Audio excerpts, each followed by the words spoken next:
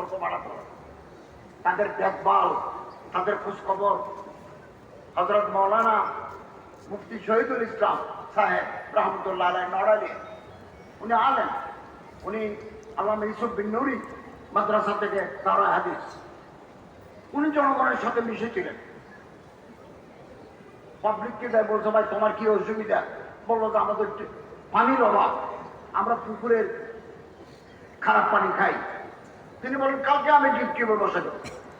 আরেক জায়গায় গিয়ে জিজ্ঞাসা করলো তোমার কি অসুবিধা? বললো আমরা তো জানে অসুস্থ, অ্যাম্বুলেন্স পাঠাই, হাসপাতালে পাঠাই। জনগণ তখন মনে করলো মুফতি শহীদুল ইসলামে আমাদের দরকার, সেখানে অন্যজন দাঁড়ালে তারা ভোট পাবে না।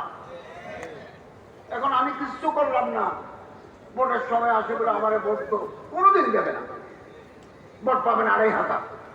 আর যে জনগণের সাথে আছে সে ভাবে জিত করা। Public connectivity must be increase for the betterment of the society.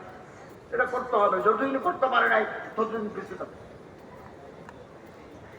রাস্তায় লক্ষ মানুষের মিছিল হতে পারে, কিন্তু রাষ্ট্র ক্ষমতা কলম তার হাতে আছে, তার এক কলমেই যথেষ্ট।